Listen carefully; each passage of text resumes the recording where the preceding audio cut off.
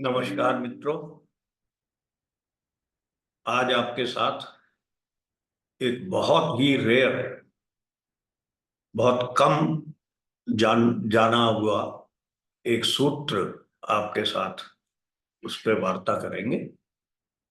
और ये सूत्र किसी भी भाव या हाउस के एनालिसिस, उसका फलित जानने के लिए प्रयोग में आता है।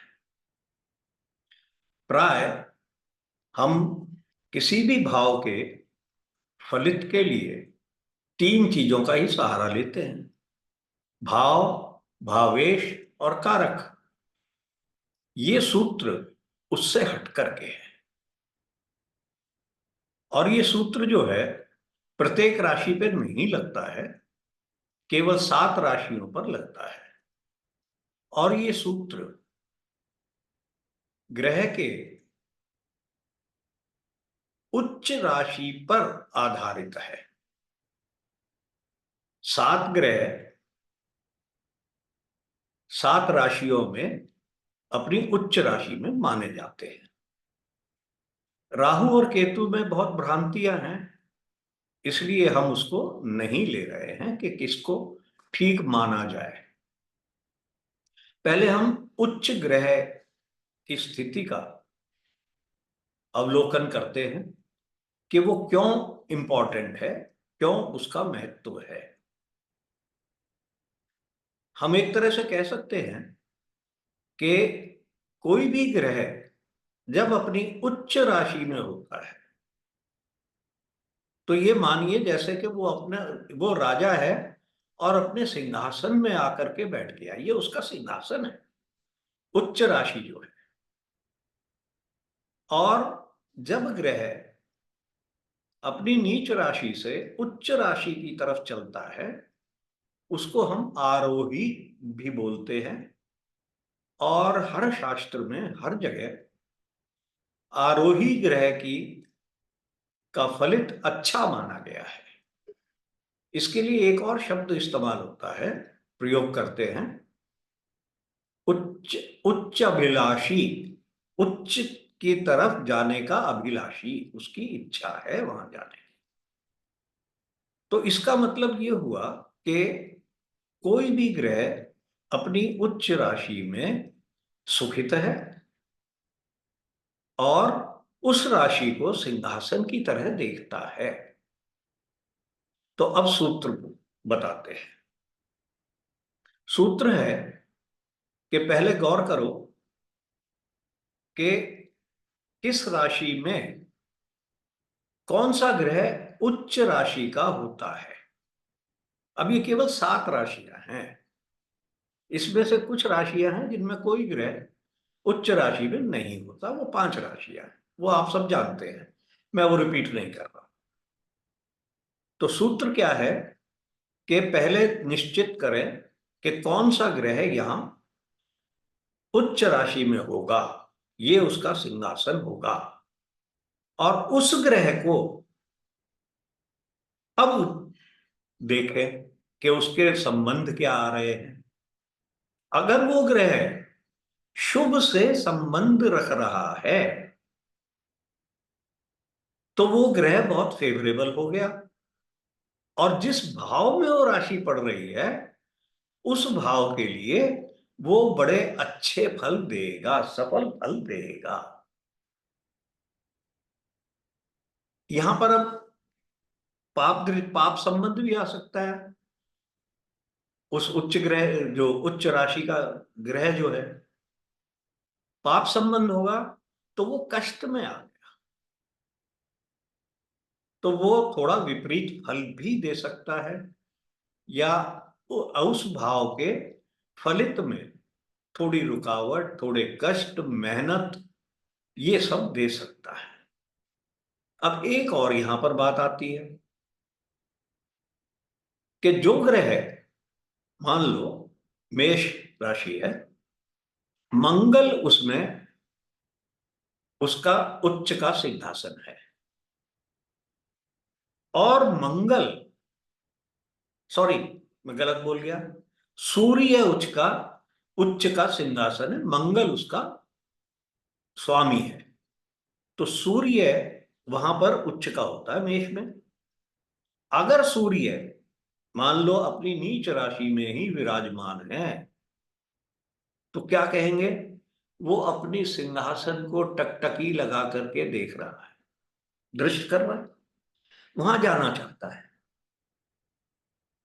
पर उसके साथ नीच का होने पर भी यदि उसका शुभ संबंध आता है, तब उसकी इच्छा पूर्ति होगी। तब वो, उसका जो आशीर्वाद है, जो वो देख रहा है उसको, वो एक शुभ आशीर्वाद से अपने सिंहासन को देख रहा है। अगर वहां पाप संबंध आ गया, अशुभ संबंध आ गया, तब उसकी अशुभ दृष्टि, हम कह सकते हैं कि वो समर्थ नहीं है कि वो उसको सपोर्ट करे। अच्छा, ये तो हुई हमारे जो भी उच्च का ग्रह है जिस उस राशि में होता है, उसको हम विश्लेषण करते हैं। बाकी प्रश्न उठेगा कि भाई 5 राशियों में तो कोई ग्रह उच्च का होता नहीं है, उनको कैसे देखें। तो ये जो नियम है ये थोड़ा स्पेशल है, उन्हीं 7 राशियों के लिए है। बाकी 5 राशियों में वही भाव भावेश कारक हमारा काम करेगा, तो उसमें ये चिंता नहीं करनी है कि इस पे क्यों नहीं हो रहा है। और ये जो नियम है, ये आप जन्म कुंडली पर लगाते हैं और वर्ग पर भी लगाते हैं। वर्ग में भी इसको देखा जा सकता है। हम क्या करेंगे, वर्ग में प्रत्येक भाव या जिस भाव में ग्रह उच्च का हो रहा है उनको ही देख लें। तो उसके लिए हमको प्रत्येक वर्ग का, उस भाव का महत्व जानना पड़ेगा। वो थोड़ा सा डिफिकल्ट होता है। हम मोटा मोटा भाव देख ले, मान लीजिए जैसे D10 देख रहे हैं, तो D10 में हम लगन देख लेंगे अगर उसमें वो राशि पड़ रही है। दशम भाव देख लेंगे कि मेरा व्यवसाय कैसा रहेगा, पद देख लेंगे उससे।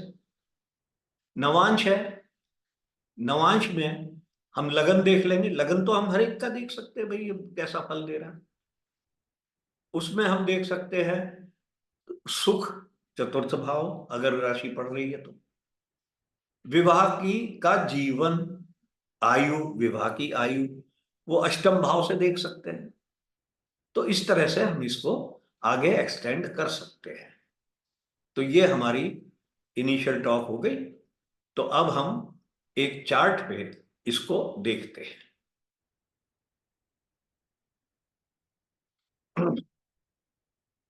ये मैंने चार्ट लिया है, इसमें बर्थ चार्ट है और नवांश दोनों लिए हुए हैं अभी। तो इसमें हम एक एक भाव को जहां ये नियम लगता है उस पे लगा के देखते हैं। ठीक है। प्रथम भाव में कोई ग्रह नहीं होता। द्वितीय भाव में बृहस्पति उच्च राशि में होते हैं। अब दूसरा जो बृहस्पति को अब हम देखेंगे, बृहस्पति पे केवल शनि की दृष्टि है। इस शनि को हम वैसे तो नैसर्गिक पापी मानेंगे, पर इस पर हमें एक ये विचार करना पड़ेगा कि इस कुंडली के लिए क्या पूरे पापी हैं। यहां पर शनि जो है त्रिकोण के भी स्वामी हैं, तो हम इसको पूर्ण पापी नहीं कह सकते। और लघु पराशरी के सिद्धांत के हिसाब से शनि को इसमें शुभ माना गया, पर नैसर्गिक अशुभ है, मानता हूं। तो ये शनि की दृष्टि जो बृहस्पति पे है, ये आपके द्वितीय भाव के लिए रुकावटें पैदा कर सकता है। सक्सेस भी देगा और रुकावटें के बाद देगा, क्योंकि दोनों इफेक्ट दे रहा है, नैसर्गिक और वो। अब इसके बाद चौथे भाव में हमारे कन्या राशि है। कन्या में बुध उच्च राशि के होते हैं। तो अब हम बुध को देखेंगे चतुर्थ भाव के लिए। बुध का संबंध आप देखो, उच्च राशि के शुक्र के साथ है और मंगल के साथ है। मंगल बिल्कुल शुभ नहीं है इस लगन के लिए, तो इसलिए इसको हम अशुभ संबंध मानेंगे। और शनि की दृष्टि है। शनि की दृष्टि हम पहले बात कर चुके हैं। तो जो सुख है, घर का सुख है, मकान है, प्रॉपर्टी है, उसमें थोड़ा कष्ट मंगल द्वारा दिया जाएगा, परंतु सुख और प्रॉपर्टी और ये आपके पास होगी। अब पंचम भाव ले लेते हैं। वहां तुला की राशि पड़ी हुई है। तुला में शनि उच्च राशि में होते हैं। शनि लगन में विराजमान है, राहु के साथ है, मंगल से दृष्ट है। मंगल हम पहले ही बोल चुके हैं, ये अच्छा प्रक्रिया नहीं है इस कुंडली के लिए। परंतु यहां पर एक और नियम मैं शेयर करना चाह रहा हूं, वो है केंद्रीय इफेक्ट, केंद्र का प्रभाव, केंद्रीय प्रभाव। और वो सबसे बली होता है दशम भाव में। अगर किसी ग्रह से दशम भाव में जो ग्रह बैठे हुए होते हैं, उनका प्रभाव उस ग्रह पर अच्छा खासा पड़ता है। ये मामूली मत समझो, दृष्टि हो या ना हो। तो यहां पर शनि के ऊपर दो शुभ ग्रहों का भी प्रभाव आ रहा है। और राहु जो है वो लग्नेश की तरह और शनि की तरह ही काम कर रहा है। ये हमारे फंडामेंटल है। मैं राहु की कोई साइन नहीं लेता हूं। तो ओवरऑल जो शनि है वो अच्छा प्रभाव ही देगा, थोड़ी तकलीफ जरूर देगा। तो पंचम भाव में हम देखते हैं भाई आपकी बुद्धि, दुनियादारी, संतान, तो थोड़ी सी परेशानी देगा, परंतु बुद्धि भी दे देगा। इसके बाद अष्टम भाव में मकर राशि है, और मकर में मंगल उच्च राशि में होते हैं। अब हम अष्टम भाव के लिए मंगल को देखेंगे, मंगल को एग्जामिन करेंगे। अब मंगल यहां दो शुभ ग्रहों के साथ है। अब हम मंगल को यहां पापी नहीं मान रहे हैं, अभी हम इसका एक्सल्टेशन लॉर्ड मान रहे हैं अष्टम भाव का। जब और भाव के लिए देख रहे थे तो इस लगन के लिए मंगल खराब है, तो अब मंगल के साथ दो का संबंध आ रहा है और शनि की दृष्टि आ रही। शनि को मैं हाफ ले रहा हूं, तो आयु और हमारा जो अष्टम भाव, जो रिसर्च वगैरह होती है, अकल्ट साइंसेस होती है, उसको बढ़ावा दे रहा है। पर तकलीफ तो है, शनि की तकलीफ है थोड़ी सी, वो तकलीफ रहेगी। परंतु दो जो शुभ ग्रह आ गए हैं वो उसको बढ़ावा दे रहे हैं। इसके बाद हम देखेंगे दशम भाव। दशम भाव में आपके शुक्र उच्च राशि के होते हैं और वो खुद वहां पर विराजमान है भाई साहब। उसका संबंध बुध के साथ है और मंगल के साथ भी है। शनि फिर दृष्ट कर रहे हैं, तो प्रोफेशन में उतार चढ़ाव है। पर जो शुक्र हैं उच्च राशि के हैं, तो पद अच्छा दे देंगे, सम्मान भी दे देंगे, पर तकलीफ जरूर फिर है। तो ये नॉरस को पूरा तकलीफ, हर जगह तकलीफ आ रही है कुछ ना कुछ। उसके बाद 11वें भाव में सूर्य उच्च के होते हैं और सूर्य खुद विराजमान है, और सूर्य के ऊपर केवल बृहस्पति की दृष्टि है। तो सबसे बली 11वां भाव हो गया, लाभ का, लालच का, ग्रीड का। तो इस व्यक्ति को ग्रीड बहुत है, ग्रीडी है। मेरे को ये भी चाहिए, ये भी चाहिए, ये भी कर लूं, ये भी कर लूं, ग्रीड बहुत है। धन की भी है, धन इकट्ठा करने की, या धन होना चाहिए, तो वो धन आता है, अपने आप आ जाता है। है 11वां भाव। परंतु 11वें भाव से मैं ज्यादा देखता हूं ग्रीड, तो ग्रीडी बहुत है। ठीक है जी। अब हम इसी तरह से नवांश को थोड़ा सा करते हैं। अब यह नवांश में लगन में तो मैं ये रूल नहीं लगा पा रहा हूं, क्योंकि वहां कोई ग्रह उच्च का नहीं होता है। मैं कोशिश करता हूं चतुर्थ भाव पे, भाई विवाह का सुख, धर्म का सुख होगा नहीं होगा। तो द्वितीय भाव में वृषभ में चंद्रमा उच्च राशि में होते हैं, और चंद्रमा बृहस्पति के साथ है। अब यहां ये वो नियम भी आ गया कि चंद्रमा नीच राशि में है, तो देख भी रहे हैं आप। और इसके ऊपर, चंद्रमा के ऊपर मंगल और शनि की दृष्टि। अब यहां क्या डिफरेंस आया शनि को? अब मैं लगन की नहीं बात कर रहा हूं, मैं शनि को देख रहा हूं नवांश में। शनि लग्नेश हैं, द्वादशेश होकर के वो न्यूट्रल है, और लग्नेश होकर के वो शुभ है। चंद्रमा से दशम भाव में और केंद्र में 5 ग्रह बैठे हुए, 3 ग्रह चौथे में और 2 ग्रह दशम भाव में। दशम का केंद्रीय इफेक्ट ज्यादा होता है, तो वहां सूर्य स्व राशि के विराजमान है और चंद्रमा के डिस्पोजिटर भी विराजमान है, मंगल खुद बैठे। तो विवाह में सुख हम कह सकते हैं, अच्छा खासा सुख है। ठीक है, सुखी है।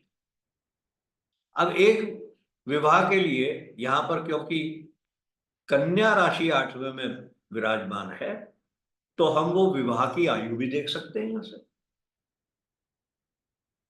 कन्या राशि में बुध उच्च के, अब जो बुध है ये लग्नेश के साथ है और शुक्र के साथ है और शनि के साथ। शनि लग्नेश है। बुध से केंद्रीय इफेक्ट में बृहस्पति और चंद्रमा 2 शुभ ग्रह बैठे हुए हैं, सप्तम भाव में मंगल और शनि बैठे।